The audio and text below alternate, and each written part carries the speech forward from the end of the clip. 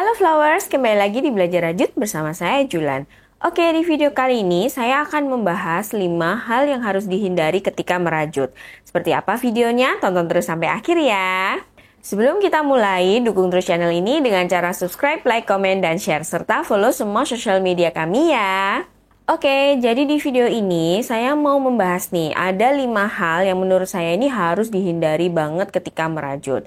Nah, yang pertama ini adalah hindari teman-teman merajut itu dengan posisi yang tidak nyaman.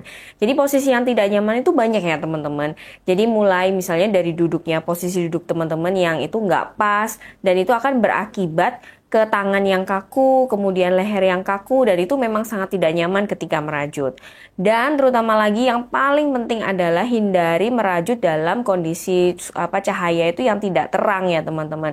Karena kita itu sangat membutuhkan cahaya ya untuk bisa melihat benangnya, terutama benang-benang berwarna gelap. Jadi pastikan posisi merajut teman-teman dan cahayanya itu sangat cukup ya. Karena efeknya ini jangka panjang ya teman-teman. Jadi ini adalah hal yang harus selalu diingat ketika teman-teman itu mau mulai merajut. Nah, yang kedua ini adalah hindari melewatkan untuk mempelajari teknik dasar.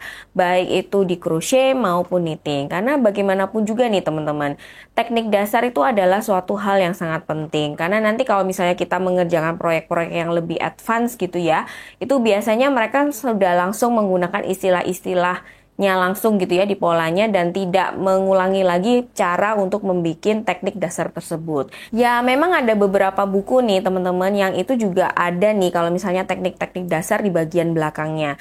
Tetapi kalau misalnya kebanyakan teman-teman membeli pola-pola PDF yang langsung satuan begitu aja, itu biasanya tidak disertakan dengan keterangan teknik-teknik dasarnya. Jadi alangkah baiknya kalau teman-teman itu sudah menghafal dan sudah sangat mempelajari teknik dasar tersebut. Nah, yang ketiga ini adalah hindari menggunakan benang-benang yang susah atau yang fancy.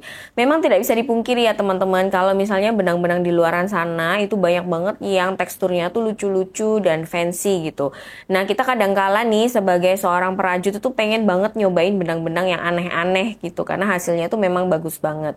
Tetapi bagi teman-teman pemula yang mungkin belum terlalu terbiasa merajut, itu ada baiknya menggunakan benang-benang yang mudah nih teman-teman. Jadi seperti benang katun, kemudian benang akrilik, beberapa benang polyester seperti itu. Nah, hindari banget benang-benang yang bertekstur tebal nih, seperti benang-benang handuk gitu ya, atau benang-benang velvet yang bulunya itu panjang-panjang, karena itu akan sangat susah nih untuk dirajut. Tetapi bagi teman-teman yang udah biasa dan udah pernah, boleh banget mencoba benang-benang fancy tersebut. Nah, yang keempat ini adalah hindari membuat proyek yang terlalu rumit.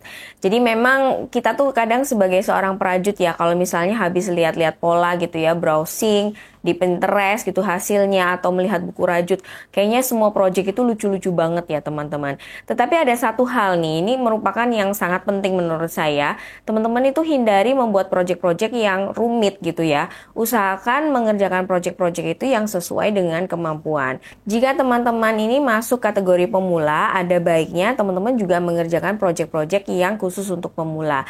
Memang tidak bisa langsung ya teman-teman, semua itu ada step by stepnya dan prosesnya. Nah, nanti seiring berjalannya waktu, jika teman-teman semakin memperdalam skill merajutnya, teman-teman akan sampai kok di proyek-proyek yang rumit dan membutuhkan waktu yang lama. Nah, untuk mencapai muscle memory ya, kita tuh kan butuh step by step gitu ya untuk melatih repetisi gerakan merajut seperti itu. Jadi kita tuh akan semakin terbiasa dengan gerakan merajut seperti hafal di luar kepala seperti itu teman-teman. Oleh karena itu, teman-teman bisa nih membiasakan setiap hari merajut ya kurang lebih sekitar setengah jam, 30 menit gitu ya, sampai 1 jam. Itu bisa setiap hari dilakukan supaya teman-teman juga semakin hafal dan semakin lancar merajutnya. Nah, yang kelima nih teman-teman, yang terakhir yang saya rasa juga mungkin sering dihadapi oleh teman-teman semua ya, hindari overthinking dalam merajut. Nah, overthinking di sini tuh memang kadang-kala itu sering ya, kita tuh pengen banget bikin misalnya project-project yang sesuai dengan yang di Instagram, yang di Pinterest gitu. Tapi kadangkala itu malah yang membatasi kita dalam berkreasi. Banyak referensi itu bagus ya teman-teman, tetapi kadangkala itu juga bisa membatasi kreativitas kita. Seperti contohnya seperti ini, misalnya kita mendapatkan sebuah gambar referensi nih, warna yang digunakan itu adalah warna-warna pastel. Tetapi kita sebenarnya pengen nyobain warna-warna yang lebih bold, yang lebih bright seperti itu.